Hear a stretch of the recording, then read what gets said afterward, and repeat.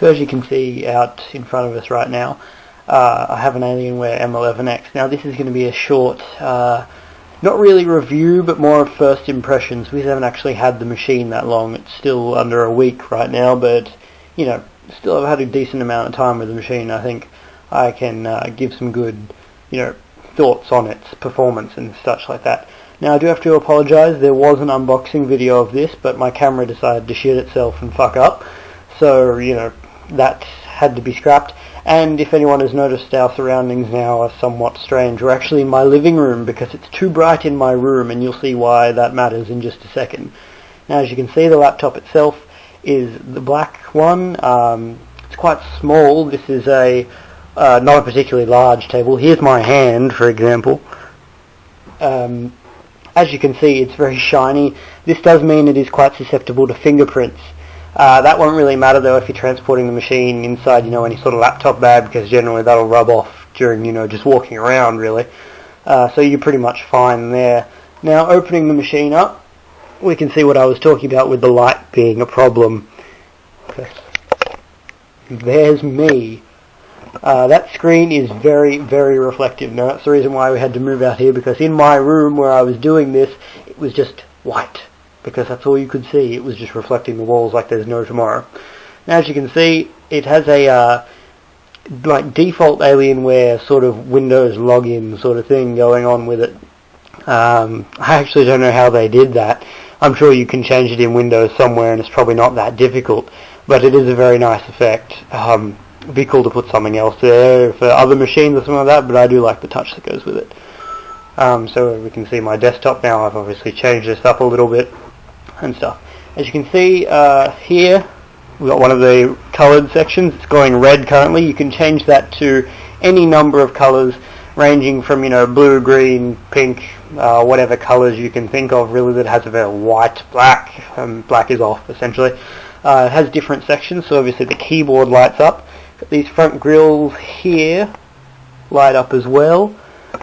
And the symbol, or the Alienware logo here, the alien head, which is actually also the on button, and its eyes light up for the hardware activity lights as well. But outside the edge of that is also an LED light. Now that actually displays your battery in general terms. So right now, because I'm off wall power, it is telling me it's red because I've set it to do that. So it's running off battery. When the battery gets low, it'll start to flash. And when it gets really low, it'll start to really flash. Also, you obviously get the Windows notifications and stuff in that. Now, the performance of the machine. This particular model, there are multiple flavors of M11X. As you'll know, there's a standard, Intel Celeron processor, something like that. It's crap. It's 1.3 gigahertz single core or something like that. This is currently a Core 2 Duo SU7300, I think, which is 1.3 gigahertz. But in the BIOS, with a simple changing of one setting, you can actually get that up to 1.73 gigahertz instantaneously and perfectly stable. I haven't actually tried it myself, but I have seen proof of it elsewhere. The machine runs standard Intel graphics and a GeForce G335 NVIDIA card with 1GB of dedicated memory. Now you can actually swap between them, so I'll just do that now. You just press function F6 and you can see that comes up, and then the screen will just disappear for a moment and pop back up now. And now it's running off the dedicated graphics rather than the Intel one. Now this means I can run pretty much any game I want on this machine. It is powerful enough to run most everything at medium to high settings, which is quite surprising given the machine. Just the other day I put Just Cause 2 on it, and it runs that at medium settings perfectly fine without a problem. I could probably push for high if I wanted to drop my frame rate somewhat, but it really depends on what you're comfortable with. Now battery life, I'll just swap back to Intel graphics.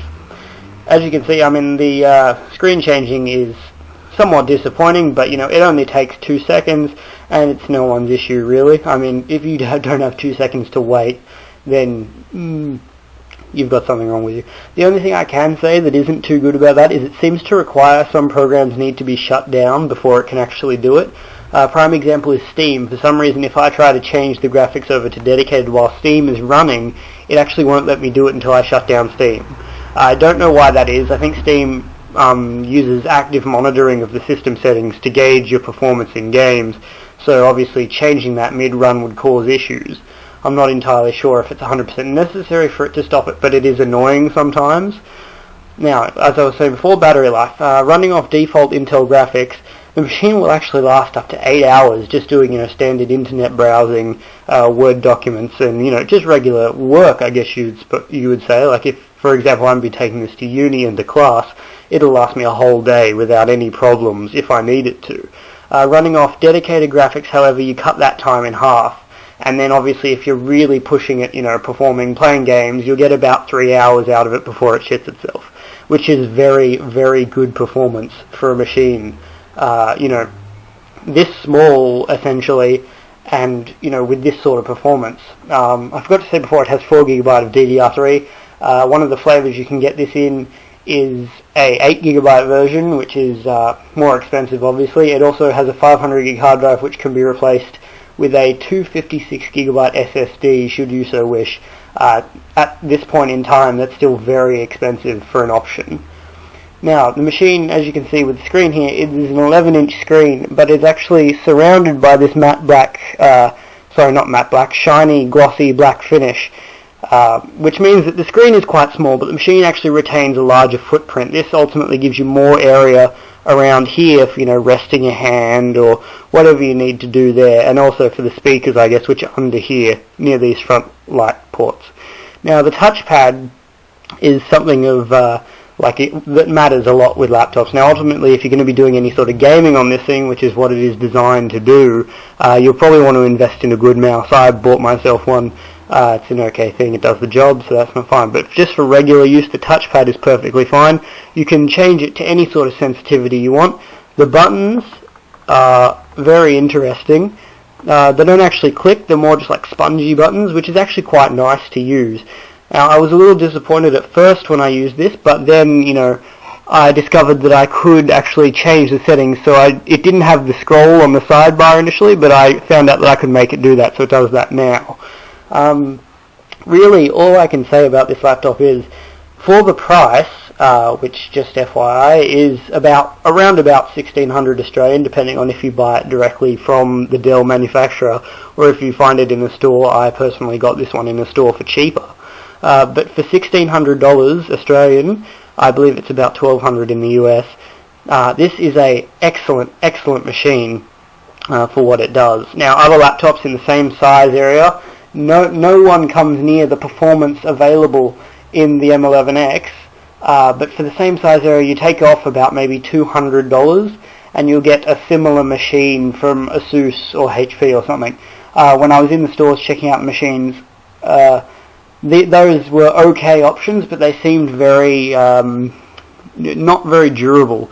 And that's another thing about the M11X. If we close it up here, you see obviously it's got this shiny finish over the top, but that actually continues across the whole machine. It is just apart from the back plate here, which is the plastic, this is all metal. And what the really surprising thing is that this is built like a brick shithouse. So you could probably, throw it around and do anything you want with it, and it'd survive. I actually have full confidence in this machine. Of course, I'm not going to go throwing it around because that wouldn't be particularly bright of me. But, what can I say? So that has been a short little review of the M11X. Don't know if I'll be featuring this in any other videos, but we'll see. Stay tuned, some reviews should be coming up. I've just sorted out my issue with the editing software, so we should be getting the ball rolling again, although I'm about to go back to uni because it is holidays. Thus I'm wearing pyjamas, but you can't really see that. So yeah, thanks for watching.